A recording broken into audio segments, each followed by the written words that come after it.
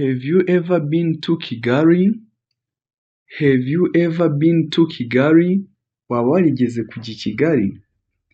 Have you ever been to Kigali? Waba warigeze kujya Kigali? I have been to Kigali many times. I have been to Kigali many times. Nagiye Kigali inshuro nyinshi. Have you seen your teacher today? Have you seen your teacher today? Wabonye mwarimu wawe uyu munsi? I have seen my teacher this morning. I have seen my teacher this morning. Nabonye mwarimu wanjye iki gitondo. Have you eaten breakfast? Have you eaten breakfast? Wafashe ifunguro rya mu gitondo? I have eaten breakfast already. I have eaten breakfast already. Namaze gufata ifunguro rya mu gitondo. Have you drunk enough water today? Wanyoye amazi ahagije uyu munsi? Cyangwa se ukavuga uti have you drunk enough water today? Have you drunk enough water today? Wanyoye amazi ahagije uyu munsi? I have drunk 5 glasses of water. I have drunk 5 glasses of water. Nanyoye ibikombe 5 by'amazi. Cyangwa se ugasoma uti I have drunk 5 glasses of water. Nanyoye ibikombe 5 by'amazi. Have you written your homework? Have you written your homework? Wanditse umukoro wawe? I have written all my homework. I have written all my homework. Nanditse umukoro wanjye wose. Have you read this book?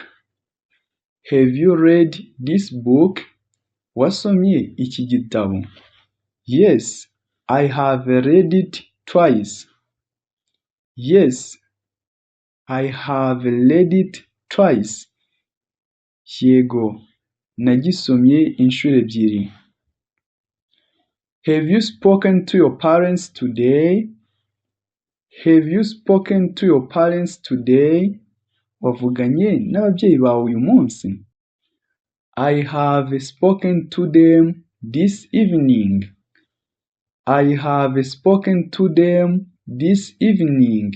Navuganye nabo uyu mugoroba. Have you taken your medicine? Have you taken your medicine? Wafashe imiti yawe? I have taken it already. I have taken it already. Namaze kuyifata. Have you given your friend the book? Have you given your friend the book? Wahaye inshuti yawe igitabo? Have you given your friend the book? Wahaye inshuti yawe igitabo? I have given it to him. I have given it to him. Nakimuhaye. Have you gotten good news today? Have you gotten good news today? Have you gotten good news today? Wakiriye amakuru meza uyu munsi?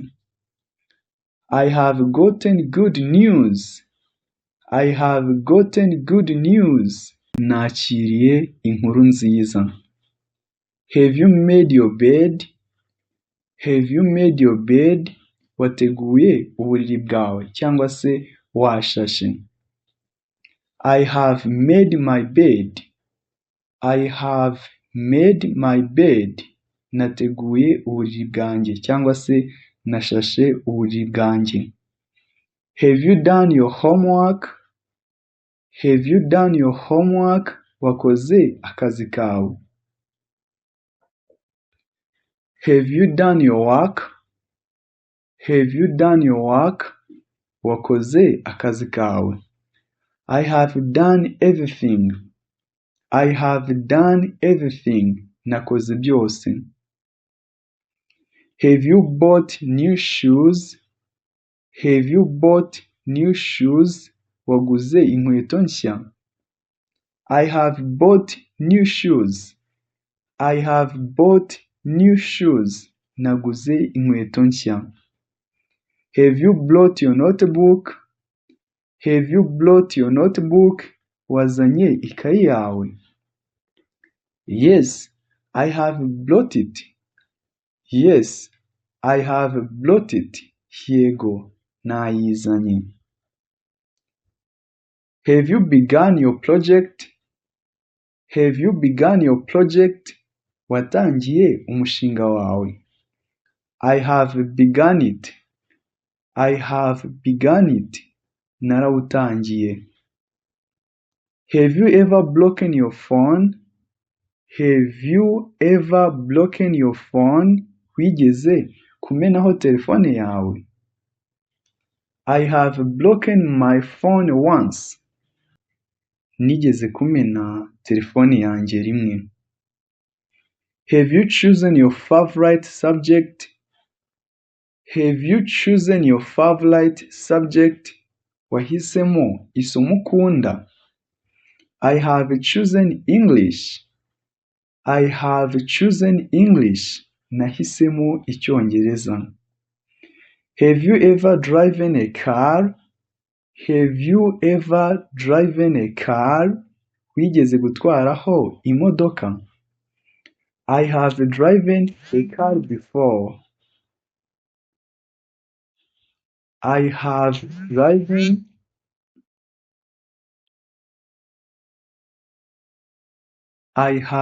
driven a car before. I have driven a car before. Nigeze gutwaraho imodoka. Have you ever fallen from a bicycle?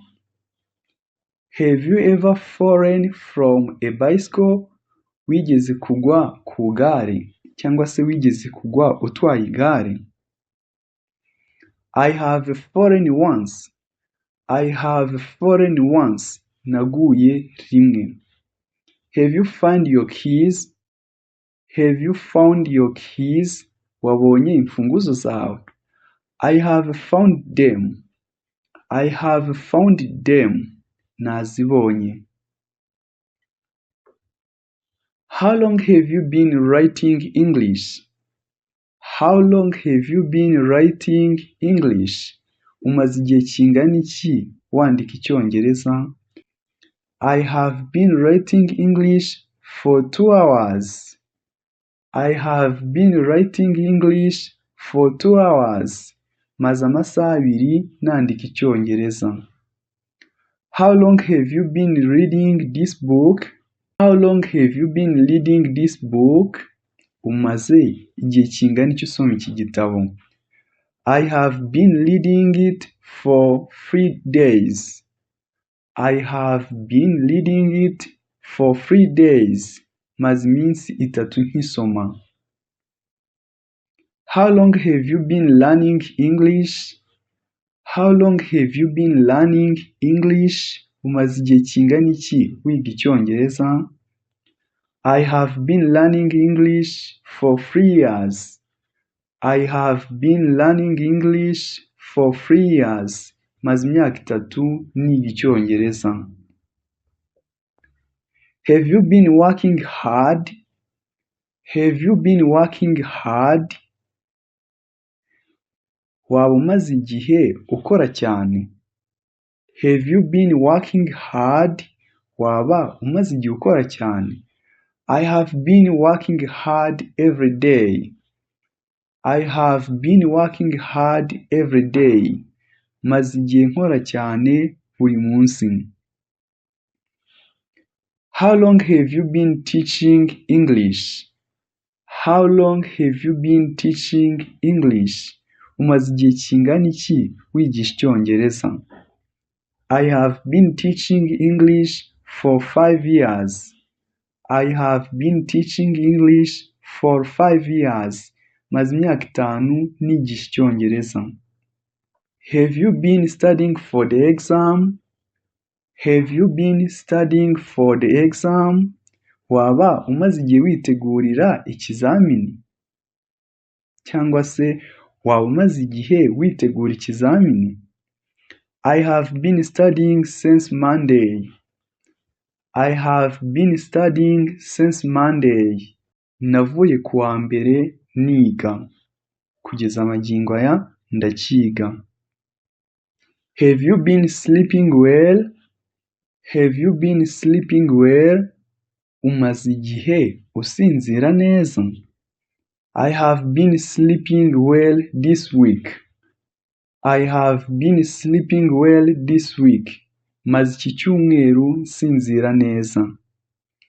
Have you been exercising regularly? Have you been exercising regularly? Waba umaze igihe ukora imyitozo ngororamubiri? I have been exercising every morning. I have been exercising every morning. Maze igihe nkora imyitozo buri gitondo. How long have you been waiting here? How long have you been waiting here? How long have you been waiting here? Umaze igihe kingana gute utegerereje hano?